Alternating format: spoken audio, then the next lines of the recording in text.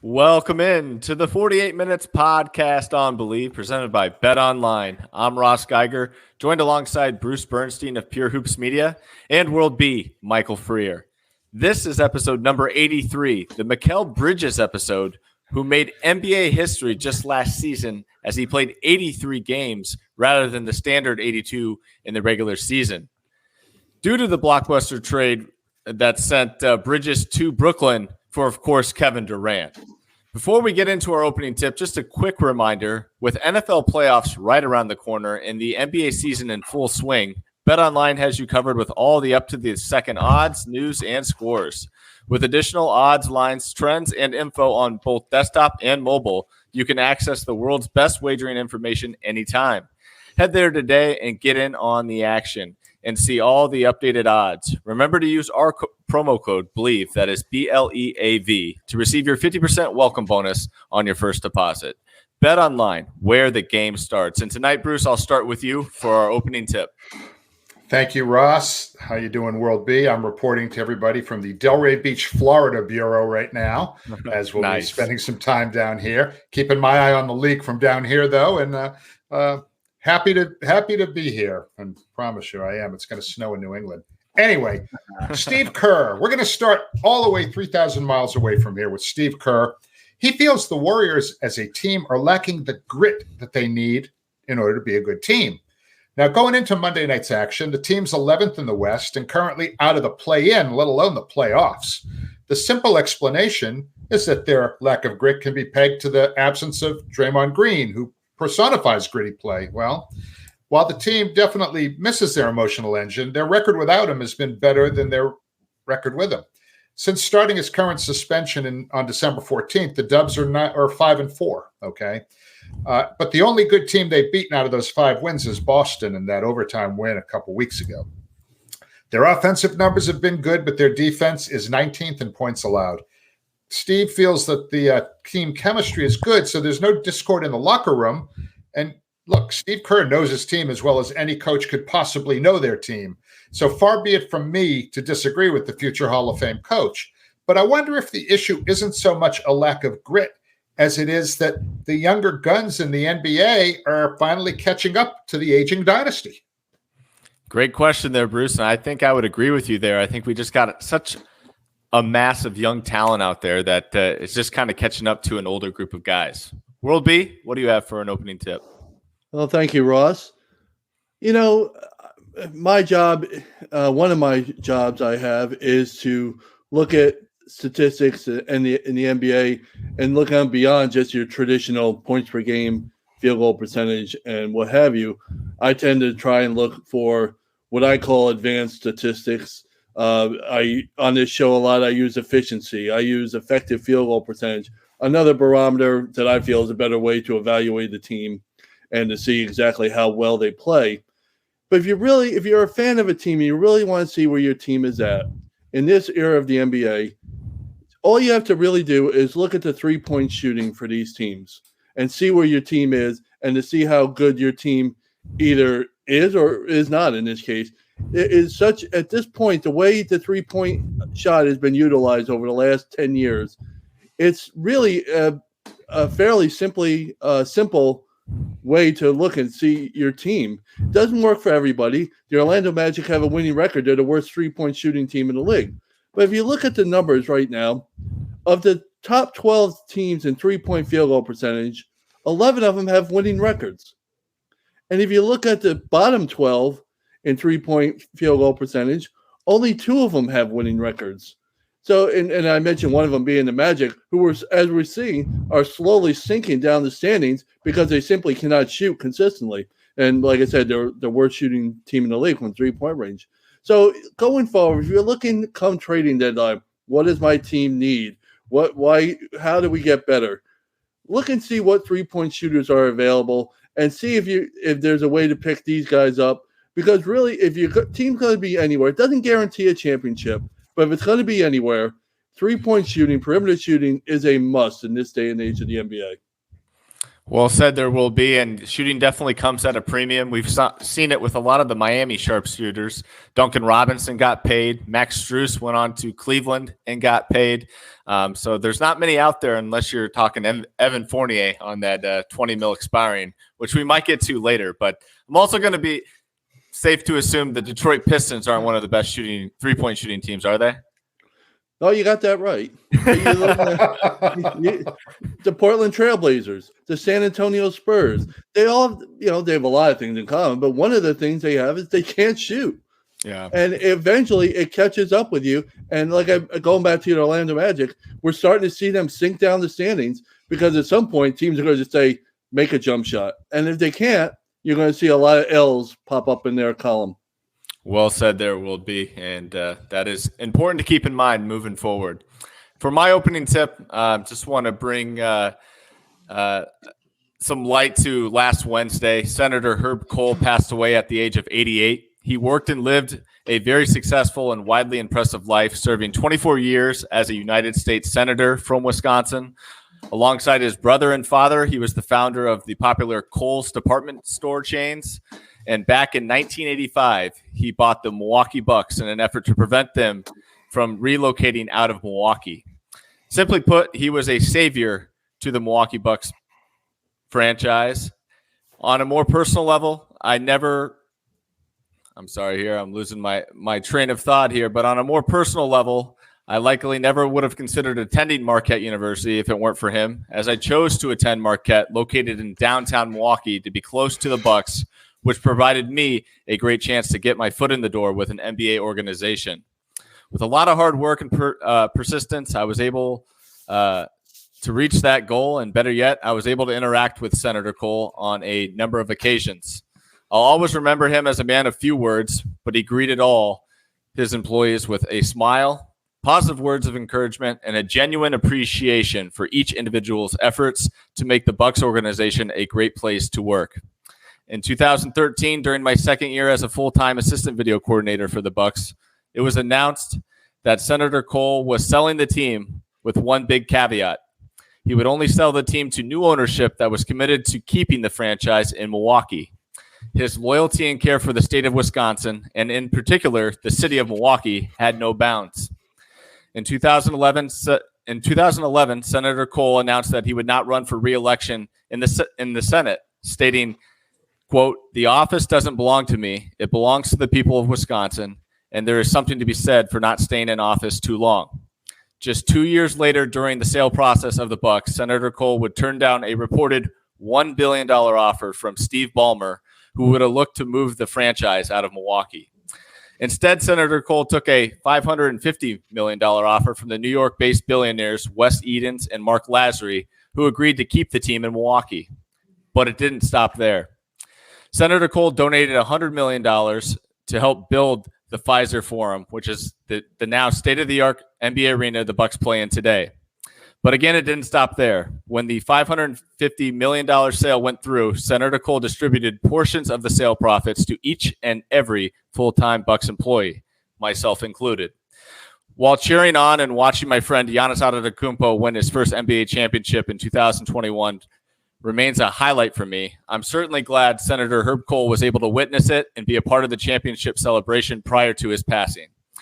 If there is any former professional sports owner that deserved to see that special championship run and parade to follow, it was certainly Senator Herb Kohl. May he rest in peace and forever be remembered as a man that saved NBA basketball in Milwaukee, not once, but twice, because over anything else, Senator Herb Kohl cared about the Milwaukee Bucks organization, Bucks fans, and the surrounding communities in the state of Wisconsin. He didn't talk it, he lived it. And that's all I got to say there. Definitely was a special man and someone I certainly do appreciate in my life, and he'll certainly be missed. I watched a game with him one time. Did you? Wow. Yes, I did. Yes, I did. Can you give us a brief story on that real quick? Absolutely. Our mutual friend, Dan Smichek, the PR guy for the Milwaukee Bucks, back when I was working for ESPN in November of 2012, I called Dan up and said, hey, I'd love to drive up from Connecticut and say hello to you. If there's any chance, I'd love to bring my son to the game and if you could hook us up. And Dan was great. Dan, he's a great guy. So he not only did he hook us up, But seated next to me was none other than Senator Herbert Kohl, the owner of the team. And it was interesting because, Dan came over before the game to make sure that, Senator was settled in and everything. That's one of the many things that Dan's great at as a PR guy.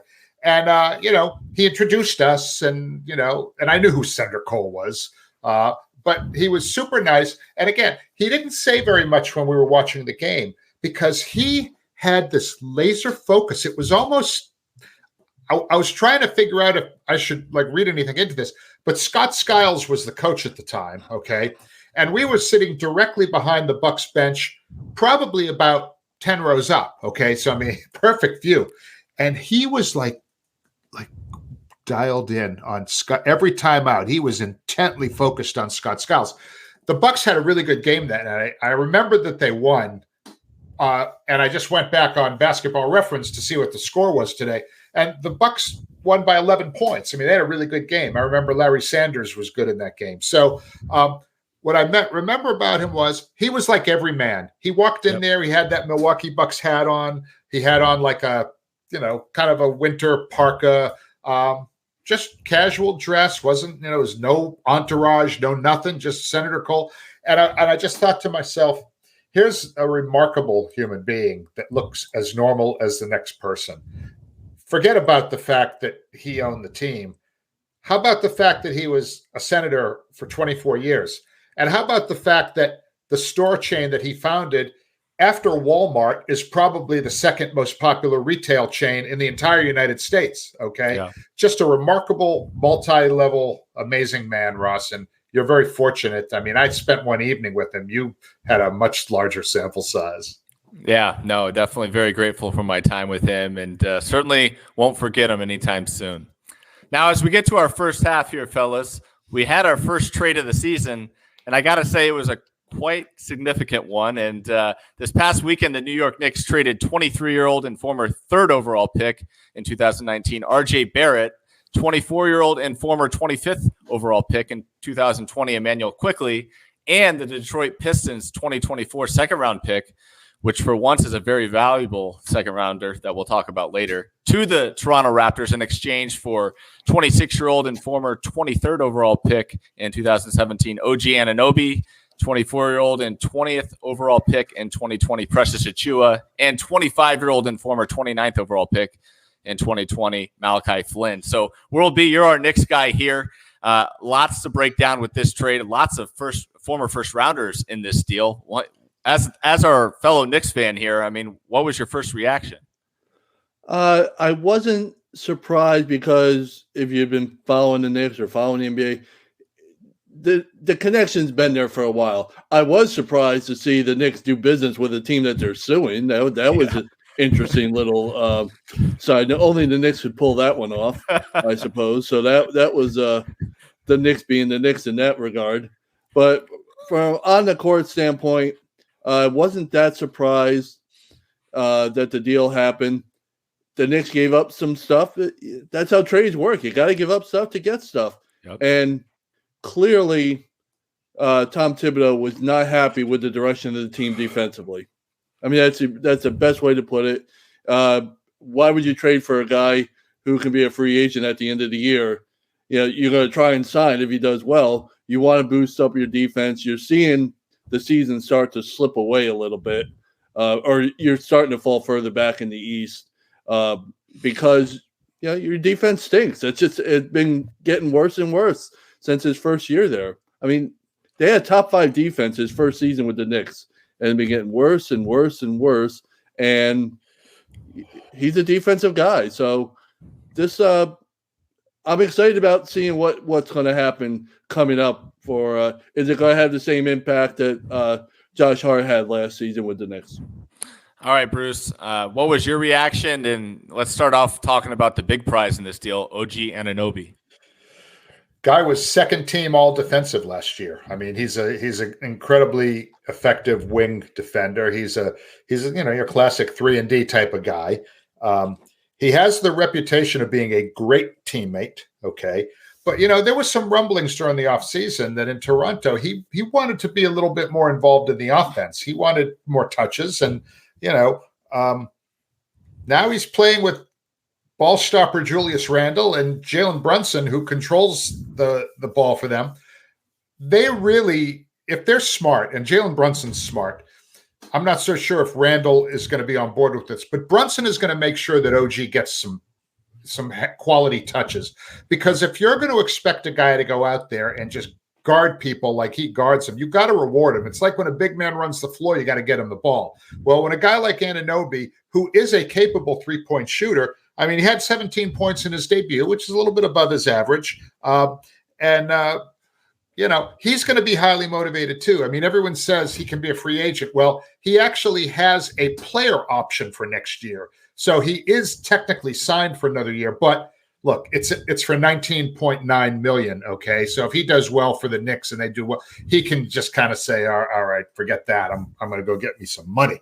So I think if he gets enough touches to make him happy, this is a great move for the Knicks. I mean, I do think that their depth will suffer without Quickley coming off of the bench. But as World B said, you can't expect to get a guy like that and not, it's painful. You got to give people up, ask the Celtics about that.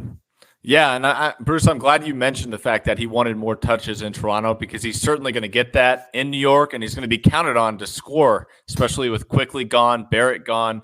I mean, outside of spot-up shooter and Dante DiVincenzo and Josh Hart, who has some hot games scoring the basketball, he's got to be that third piece for this team. It's going to be a three-headed monster now of Brunson, OG, and Julius Randle that are going to have to carry the load there. But this is a very versatile defender. Even in his debut game against the Knicks, he guarded Karl Anthony Towns for most of that game. Did a pretty good job despite what the box score would tell you there. He's got a 7'2" wingspan, which obviously can't be something you can teach. And if you're already committed to the defensive end, that's only going to help you work wonders. And one quick note on OG that I never overrate. OG Anunoby was a member of that Toronto 2019 championship team at just 21 years of age.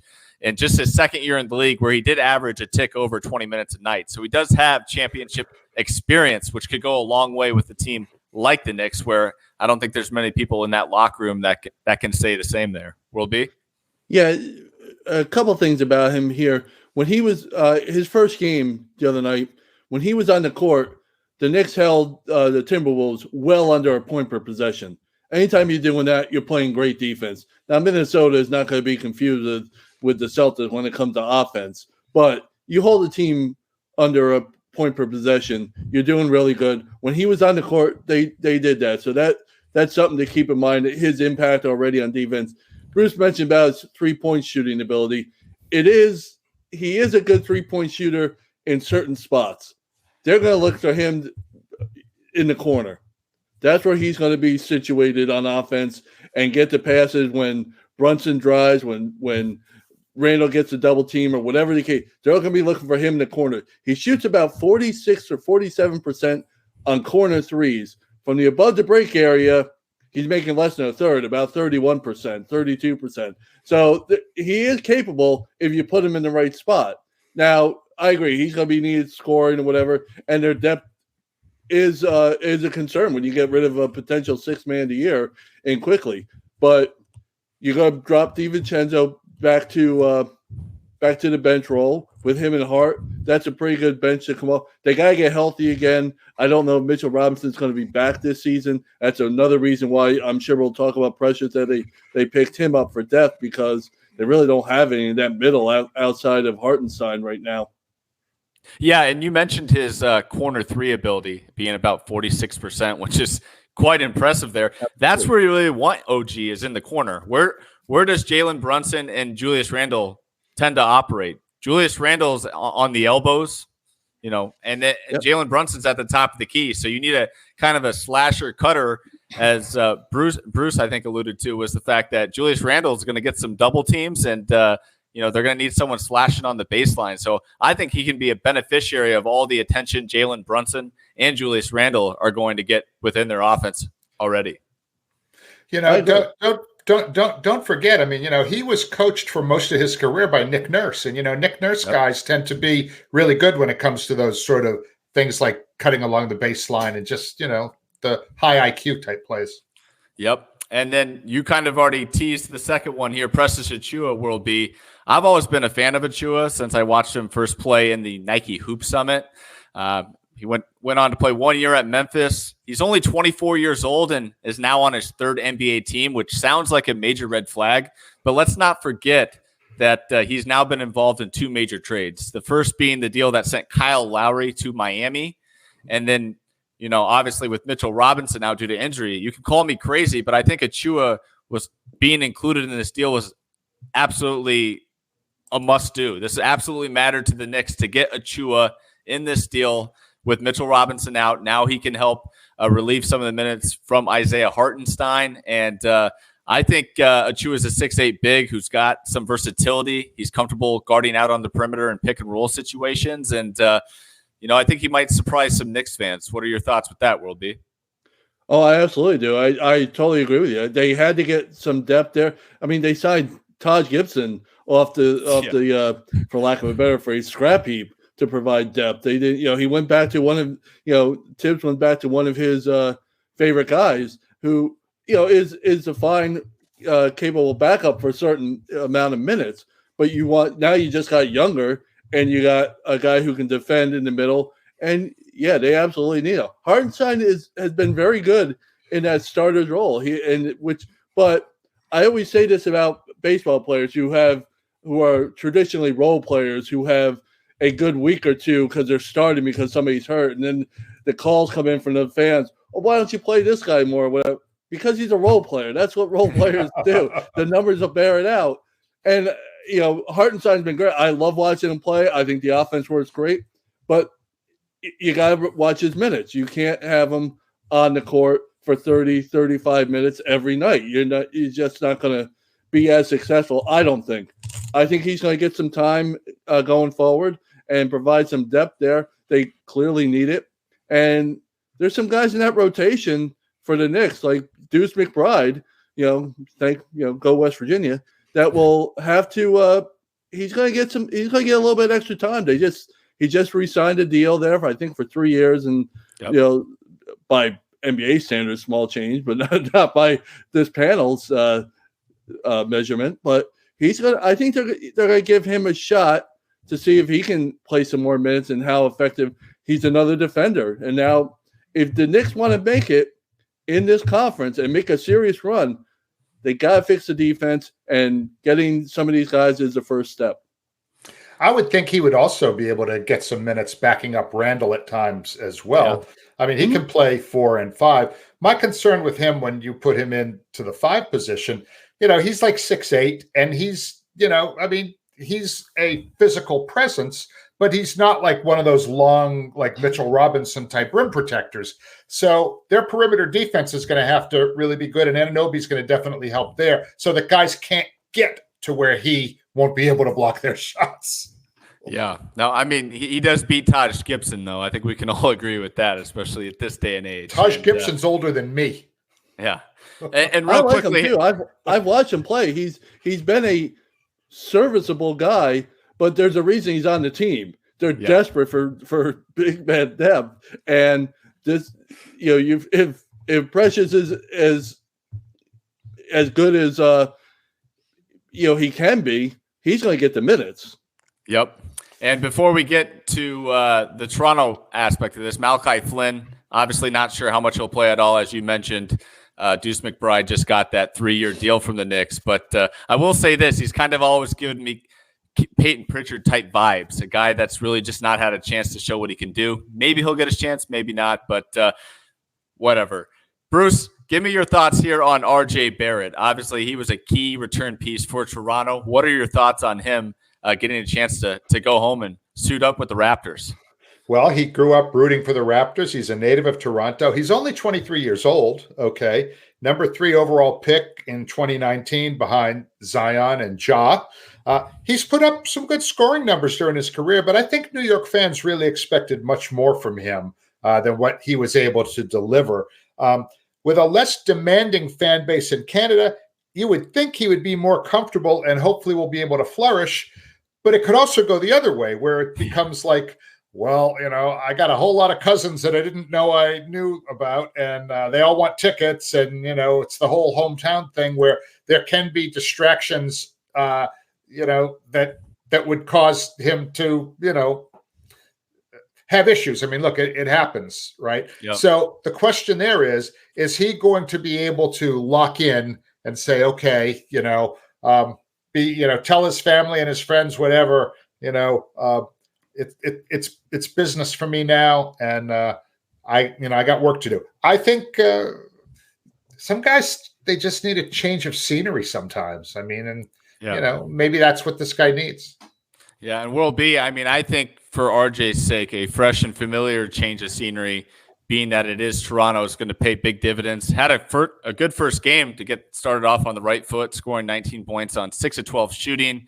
Also grabbed 9 rebounds. I mean, what's your take on RJ headed back home? And are you still going to be rooting him on, or are you hoping the Knicks made the right move?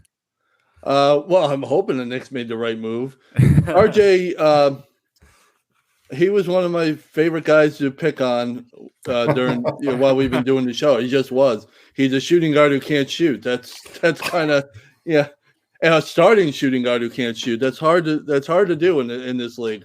But that's been his biggest problem. He's the worst shooter in the league by effective field goal percentage. He is the worst shooter in the league among players. I think there's about 55 or 60 players who have taken 400 field goal attempts. Nobody has an effective field goal percentage worse than RJ Barrett. It's just the way it is. He can get his points. He just couldn't shoot the ball consistently with the Knicks. And I think he's got a chance to do better. He's only, like Bruce said, he's only 23. There's plenty of room. There's no rule that says if you can't do it in your first 5 years, you just washed up, go home. He's got, in 10 years, he'll only be 33 and have about 15 years in the league. So you want to think that he's going to get better, and I think this will be a good step for him. The problem is, what does Toronto do going forward? How long is he going to be spending time with Siakam there in that lineup and stuff? Because that's the next big question up in Toronto. Certainly is. And Bruce, let's talk about a guy that can shoot. That is Immanuel Quickley, another key piece to this trade. He's a young, talented bucket getter. In New York, this guy was developing into a serious 6th Man of the Year candidate. But on Sunday, Quickley started for the Raptors, which moved Dennis Schroeder to the bench. Do you think this guy's going to be a long-term starter with Toronto? I think probably so. I mean, look, he came off the bench for the Knicks, played 24 minutes a game, averaged 15 points. I mean, that's big-time production for a guy off the bench. I think the expectation is, I'm sure it's his expectation, is that he's going to start up there. And given his explosiveness as a scorer, I mean, it's very likely this guy could become a 20-point-a-game guy and have some breakout games and eventually a breakout career, not unlike fellow Kentucky Wildcat Tyrese Maxey's getting things done in Philadelphia. So I think he's going to feel like, how it is with Tibbs. I mean, you guys know, a lot of times, you can end up in his doghouse sometimes for reasons that only he understands. And I think Quickley, as good as he's been for those guys, I never really felt like he and Tibbs were like, mentally in the same direction. So give him a change of scenery, let him go wild up there in Canada. They're not making the playoffs this year. And let's see what they can do. I mean, look, you never know. I mean, I've always liked him because whenever the Knicks would play the Celtics, he would torch Boston. So I'm perfectly happy to see him move on from the Knicks. And World B, you said it perfectly here. Obviously, to get something, you got to give up something. But how much did it hurt to see IQ's name in that trade? Oh, it was tough. It was tough as it was the only way you were going to get somebody like OG to come to New York. So he's one of the more tradable assets that the Knicks had, and teams want him. I agree with Bruce. I think he's going to be a starter, or he should be a starter in Toronto, and to see what he can do. He wants to get paid after this season. That's one of the reasons he got sent out by the Knicks. Knicks aren't going to pay him what he wanted in the offseason. For reasons like Bruce said, I can understand it. They just threw a lot of money at RJ Barrett a couple of years ago when they weren't seeing a whole lot of return on that. But, IQ he's a bucket guy. He can get points. He's bailed him out so many times, plenty more times than RJ Barrett, I promise you, during their tenure with the Knicks. So that was tough to see him go. He has a lot of qualities, I agree with Bruce, that remind me of Tyrese Maxey. Given a little more opportunity, here's what I can do. And I think he's going to do that in Toronto. And you'd like to see Toronto up the ante and show that they're going to go forward with Siakam and give him a deal in the offseason, make sure he's taken care of. Because now you have a decent three group there with RJ, Quickley, and Scotty Siakam. Barnes.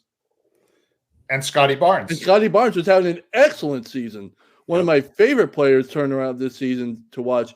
So that's a pretty good lineup to go with if you want to contend down the road. I just don't know what the next move is going to be by Toronto. I suspect Siakam's days in Toronto may be numbered. Yep. And certainly not least in this deal, we do have to mention that Pistons 2024 second-round pick the Knicks gave up. Barring any crazy changes, this pick is certainly going to be either 31 or 32 in next year's draft, which is pretty significant for a number of reasons. Lots of times you can find a late first-round value at number 31 or 32. And additionally, a second-round pick's contract is not fully guaranteed. So with that in mind, if an international prospect is selected in the second round, it makes it much more financially responsible, much financially makes more sense, and easier for the organization to decide to retain that player's rights overseas and not bring over that prospect right away. And lastly, guys, the big wrinkle on this upcoming season's draft, this year the draft is going to be divided into two nights. The first night for the first round and the second night for the second round, which will allow teams a lot more time to evaluate the remaining draft board, and most importantly, a ton more time to discuss trade opportunities. So, Bruce, what were your thoughts when you saw that this was the Pistons' second-round pick being included in this deal? Well, I mean, right now, they're 2 games up on the Spurs for the worst record in the entire league. So it's like a first-round pick. It's like a low first-round pick. There's so many guys coming out now. So look, that's how you build a team, right? You don't really build a team the way they're trying to do it in Phoenix right now. You build a team the way Oklahoma City did it, with draft picks and smart drafting and, timely trades. So I would say that, this in the short term, this deal is definitely better for the Knicks. Yeah. But down the road, I think I would give a slight edge to Toronto, mainly because of Quickley. Yeah. World B, who do you have winning this trade? I think it's the Knicks because of where they are in the standings and what OG can provide for them. If it works out the way Knicks fans and myself and whatever the Knicks are hoping, I think it's a really good trade for the Knicks. They want to compete with the best in the East. They want to try this. That's what this move is about. We're falling further and further behind. Especially of late, the defense has been terrible of late, and they want to make a move. They want to make a move to challenge, like they want to be the third team in the East, which may not happen anymore with the Sixers playing so well. You're going to have the big three once again, but that was always the hope at the beginning of the season. So I think the Knicks did not give up the world for this guy, and they have plenty more opportunities with draft picks and whatever to make more moves down the road. So I think this was a good deal for the Knicks. Alrighty, and I'll quickly disagree with you there. I think the Toronto Raptors won this deal. You look back at the two guys they traded to Toronto, was RJ Barrett and Immanuel Quickley. You can correct me if I'm wrong, but I think those were the two players rumored to be in any deal for Donovan Mitchell just a few summers ago. And obviously that would have incorporated some first-round picks as well. But, to get back OG Anunoby, I see the defensive improvement. I think he's going to help him short-term. But OG is also a guy that's been banged up quite a bit, does get hurt at times. We know that Tom Thibodeau is definitely going to, play him about 40 minutes a night, especially since he's his best defender. And I think Immanuel Quickley is really going to surprise the entire league. I think a fresh, clean plate with a coach that's going to buy in and believe into his abilities and not pressure him to do things as much as, Tom Thibodeau might. I think Quickley is going to really come into his own and be a starting caliber point guard. As Bruce mentioned, Tyrese Maxey as a great example. I could certainly see him being one of those guys in the Eastern Conference as well. I'll say it like this. If you're really looking to break it down, who won this trade, I look at it this way. Which team has RJ Barrett and which team doesn't? Oh, wow. So that's why the Knicks have gotten ahead on this deal. That's nice just how it is. One last singer for RJ there from World there B. It is. On your way out, on my way out the door. Yeah. And with that, we've gone ahead and reached our halftime buzzer. So we're going to take a quick break and come back with you for the second half. All right, we're back with the third quarter, and the Thunder keep it rolling and continue to make noise out west. They're currently in a battle with the Beast of the East and Bruce's Boston Celtics. Bruce, do you have any type of update for us on how that matchup's going? Yeah, right now as we speak at around 20 minutes to 10 Eastern time, it's 91-80 Oklahoma City. Ooh. And Shai Gilgeous Alexander is carving up the Celtics defense like he was having Thanksgiving at the arena tonight. He's got 28 points. He's 12 out of 16 from the floor. And Josh Giddey is also having a nice game. He's at 21 points right now. Jalen Brown has yet to show up tonight. He's shot 1 for 10 in 26 minutes. And it looks like, Lou Dort's hounded him a little bit, in this game. So right now, I mean, it definitely looks like this is Oklahoma City's game tonight. And look, they're 22-9, okay? They're the second best record in the West, the fourth best record in the NBA. These guys are not, these guys are legit. They have the best road record in the NBA. People might not realize that. They're 9-4 on the road. No team in the league has a better road record than the Oklahoma City Thunder. Last year, after 31 games, they had 13 wins. This year, after 31 games, they got 22 wins, okay? 2 years ago, they finished the whole season with 24 wins. So if you don't buy Oklahoma City stock, you're not following the league. Yeah, well said there. And World B, I had mentioned this in my season preview predictions, but I had SGA winning MVP this year, which I know seemed at the time like a long shot. But as of now, I mean, do you think he could do it? Absolutely. I don't think there's any question the way they're playing. If he can lead them to continue the momentum we've actually seen over the last few years, them have a couple spurts early in the season where we're like, oh, is this the time they're going to shine? And then reality sets in. What I mentioned at the top, they can't shoot. They've been a terrible shooting team for years. That seems to be going away. They're one of the best 3-point shooting teams in the league, even with SGA on the roster, who's not a good 3-point shooter. It's an amazing thing to watch him play. He is one of the worst 3-point shooters in the league for a guy of his stature. I don't even think he's making a third of his 3-pointers this year. And yet, he is one of the best scorers in the league. He leads the league in drives. He's done it for years since he's come into this league. And he just can't be stopped. Imagine if he can actually get a consistent jumper down, how dangerous he's going to be with his ability to get to the basket. You can make the case, and very easily, I think, that after the Celtics, regardless of what happens tonight, the Thunder are the second best team in the league. I firmly believe that. They are that good. They play. How many teams in the West do you want to go up against in a 7-game series? At this point right now, are you confident that can beat the Thunder? I don't see too many right now. Maybe the Nuggets, but I'm not real comfortable with their defense overall again. So I don't know what other teams are out there in the West. I don't trust the Timberwolves at this point. Yeah. There's go ahead, Ross. Sorry. I was going to ask you, Bruce, with what World B just said, keeping that in mind, maybe the best team in the Western Conference. If you're Sam Presti, is this the time to make the big move with all those draft picks, or do you not want to disrupt the cohesion they already have?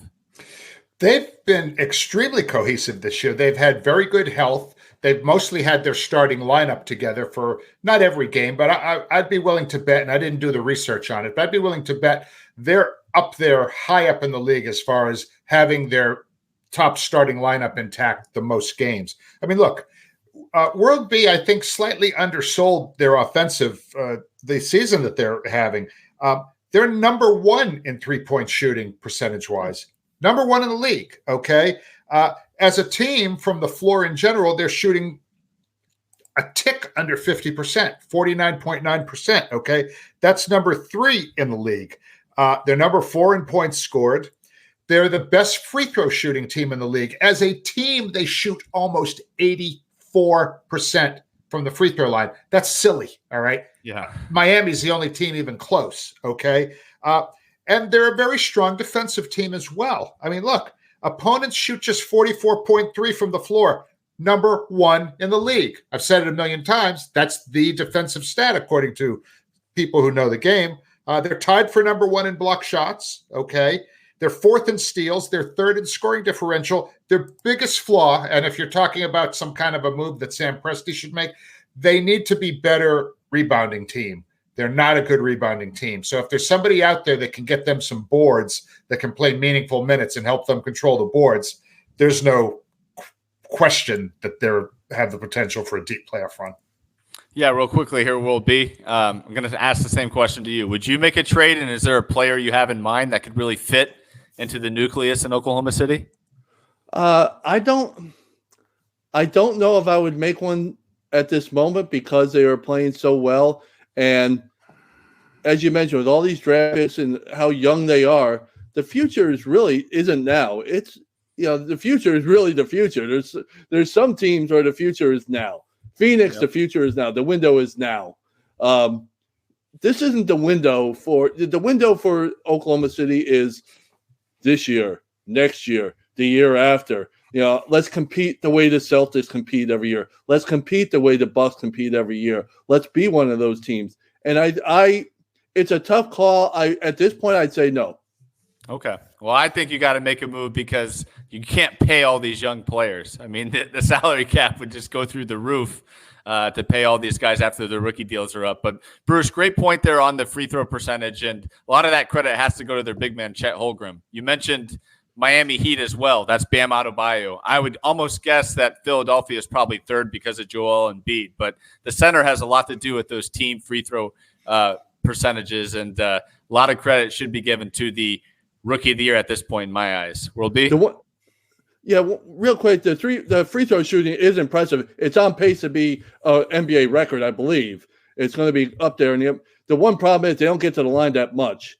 They're like middle of the pack in free throw attempts, and they only get about they rank 15th, I believe, in the league, or 14th in percentage of the points coming from free throws. I think 16% of the points. So you'd like to see that, which is kind of unusual with SGA getting to the rim as often as he does. So while the free throw shooting is great, they got to get some more shots at the get to the line more often to make that really worth it. Yep. You mentioned Holmgren. I mean, what a difference maker that guy has been. I mean, he's averaging almost 18 and 8. Okay. He's third in the league in block shots. He's blocking more shots per game than Anthony Davis. Okay. It's pretty good for a rookie. Okay. Yep. He's started every game. He's been in the starting lineup every game. Okay. And he's just 21 years old. Kind of reminds me a little of Şengün down in Houston. These stud big guys who are super mature players, and they're both only 21. Yep. And now as we get to our fourth quarter here, the Pacers took the ball game in Milwaukee on Sunday night, 122-113 in what seems to be the league's newest rivalry. Wouldn't you say, Bruce? We've got a rivalry on our hands? Yes. Yes, absolutely. Division rivals, small market teams. On Wednesday, a day after this show drops, they will play each other for the fifth. That's 5 times this season. We haven't even gotten to the All-Star break yet, and they've played all 5 of their games. Wouldn't it be cool to see these guys find each other in the playoffs in an early round, okay? Because they really dislike each other. I mean, this is like old Knicks Heat level of hatred, I think, building, right? This is good stuff. And there's a lot to unpack here. But even like Tyrese Haliburton, who we all love, right? We think the guy's great. all huge fans of him. Even he got into the act against, he looked down at his wrist after he hit that like dagger 3 in the championship semifinal game. Kind of gave it the old Damian Lillard, I'm going to check my wrist here, when he put him up by 8 with under a minute left. So when a kid, I don't mean to call him a kid, but a young player like Tyrese Haliburton is ready to go up and challenge somebody like Damian Lillard, which is really kind of what that was. You got some good stuff going on here, World B. Absolutely. It's a lot of fun. They hasn't talked about the week that Tyrese had last week enough, in my opinion. He's just the third guy in NBA history to have a 20-20 game, 20 points and 20 assists in back-to-back games. And while he's doing that, he turns it over twice in 2 games, 42 assists and 2 turnovers. That's unbelievable to me. And I don't understand how it isn't getting more publicity that number alone is ridiculous. 20 assists and no turnovers. I think that was his number against the who does that? That doesn't happen. And score while you're at it. Score 20 points or so. So, they are seemingly back. Last week we talked about the fallout from the in-season tournament, how it's affecting them. I think we can put that to bed after 4 straight wins, and they're back to scoring at will like they have been. So, yeah, they look like they're back.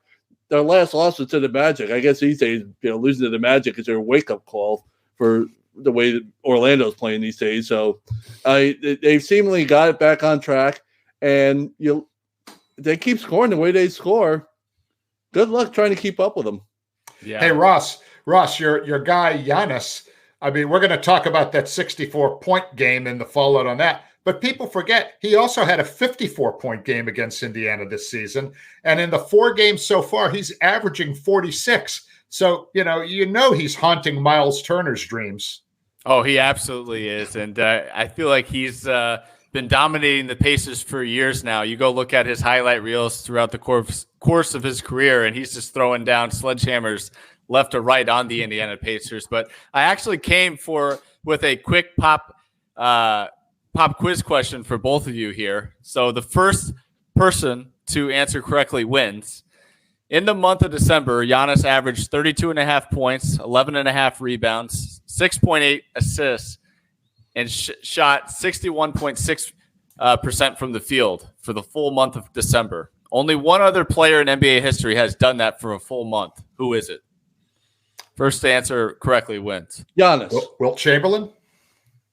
Close. You're closer, Bruce, there. It is Kareem Abdul-Jabbar, the only player to put up that type of stat line for a full month. And Giannis was right there. So I felt like that was a good time to sneak that pop quiz question in. But, more than the game ball incident, more than the Pacers in-season tournament knockout of the Bucks in Vegas, my favorite aspect of this growing rivalry is that Indiana's franchise face in Tyrese Haliburton is born and raised in Oshkosh, Wisconsin. So he is a Wisconsin native to add to all this that we just discussed there. So lots of fun to come for this growing rivalry, and certainly hope that we could see this in a playoff series. But with that, we'll go ahead and take a quick break before best bets and final thoughts. All right, we're back with best bets. And how about a Wednesday night Bulls at Knicks parlay? That's right, tomorrow night, Wednesday, I've got a same game parlay for you, and it starts like this. Jalen Brunson, 25 points. He's coming off a really bad shooting night, an uncharacteristic 5 of 23 from the field against the Wolves on Monday. I see Brunson getting back on track with a bounce-back performance at home against his hometown Chicago Bulls. We're going to also throw in Julius Randle for 20 points. Randle has been on a tear and is coming off one of the best games so far in the early season, dropping 39 points on the Timberwolves. So 20 points should be easy money. I've also got Andre Drummond with 12-plus rebounds, with both his teammate Nikola Vucevic and Mitchell Robinson out due to injury. Andre, the rebounding giant, should easily surpass 12 boards for the game. And lastly, I've got the Knicks money line thrown in this parlay. The Bulls will be on a back-to-back and are playing tonight in Philly and reportedly traveling by bus to New York after Tuesday night's game. The Knicks should have fresher legs and are riding the momentum of adding OG Anunoby to their core. So keep those 4 props in mind for your same game parlay tomorrow night, and good luck. And with that, let's go ahead and get to our closing thoughts. Bruce, I'll start with you. All right, Ross. It's been quite a week for the Detroit Pistons. They looked great in the first half against Boston on Thursday, leading by as many as 21 points before melting down in the third quarter and eventually losing in overtime for their 28th straight loss. Coach Monty Williams praised the effort of his team, and when the Pistons ended the streak on Saturday night against Toronto, as predicted last week by Ross Geiger, I might add, it looked like, they won that game against Toronto despite giving up 83 points in the second half. So go figure that one. But, it's the Pistons. Win to win. Exactly. But there was palpable relief in Motown because, the streak was over and things are going to get better, right? Well, maybe. Monday, they visited Houston and suffered another brutal third quarter meltdown. They gave up 47 points in the third quarter to the Rockets and were outscored by 22 in the quarter and lost the game by 23. So that there was the game. Now, their next three games are on the road at suddenly hot Utah, and maybe we might have to start talking about that team in another week or two if they can keep that up. Suddenly hot Utah, Golden State and Denver, followed by a home game against the Kings.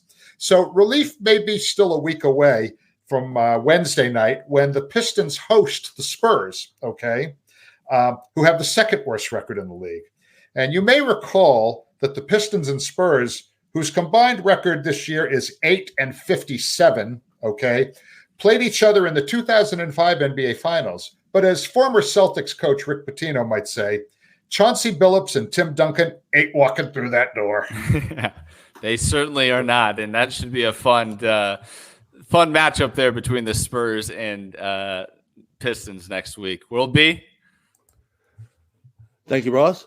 Yeah, I mentioned a few minutes ago Tyrese Haliburton and what a ridiculous run he's been recently. I want to highlight him again here because he is really putting up some incredible numbers of late. And I mentioned he was the third player in NBA history to have 20 points and 20 assists in consecutive games. He joins John Stockton and Magic Johnson on that list. That's an incredible group to be with. Arguably, certainly the two greatest point guards of that era, along with maybe Isaiah Thomas. So when the All-NBA teams come out this year, it'll be very tough for somebody like Haliburton to make the first team with so much competition. But if you look at his numbers, it's not out of the realm of possibility when you consider he's averaging about 5 assists per turnover, which is an incredible ratio for a guy who has the ball that much in his hand. I know Tyus Jones usually leads the league in this category year after year, but he doesn't handle the ball the way Tyrese does. And he's averaging about 27 a game during his last 5 or 6 games and 15 assists a game and only 2 turnovers. It's an incredible run for a guy who is we talked about SGA not being able to shoot very well this year. Tyrese Haliburton has shot the ball at least 40% from three-point range every year of his career. He is a consistent ball player year after year, and he's just starting to, like SGA, starting to come into his own as one of the elite point guards in this league. And I don't know if he's going to be first-team All-NBA when it comes out at the end of the year, but I really hope he gets some serious consideration because his numbers and the way he is leading this team make him one of the elite players in this league. Certainly so, and that's a great point there. I think when it comes to the All-NBA selections this year, the two biggest names I'm watching are Tyrese Haliburton and Anthony Edwards to see where they fall in line with those first, second, and third classes there. As for my closing thought, it's more of a question here, and it's kind of revisiting the Toronto Raptors trade with the New York Knicks. And the question is, should the Raptors stop here? Obviously, they have Pascal Siakam. Is he next to go? I certainly think he should be at this point. They're now open for business. NBA teams know they're open for business, and they shouldn't stop here at this point. Again, as I mentioned a couple episodes ago, the whole goal at this point should now be to build your team around Scotty Barnes, the former Rookie of the Year, and see what you can get back for Siakam. I think that there could be some aggressive suitors out there looking for such a talented power forward like Siakam, and why not get this done sooner rather than later? They obviously didn't waste any time to trade OG this year. I mean, December 15th was less than a month away, and they're already making deals. So let's keep the shop open, make some more trades, and maybe we'll be back for an extended first half here on the 48 Minutes podcast here soon to go ahead and dissect that trade. But I'm really keeping an eye on that, and I think it would be in the best interest of the franchise in Toronto to go ahead and trade Siakam next. But with that will do it for this edition of the 48 Minutes podcast on Believe, presented by Bet Online. Thanks for tuning in, and we'll be back with you next week to be sure you're up to date in 48 on all things around the association. Take care, everybody.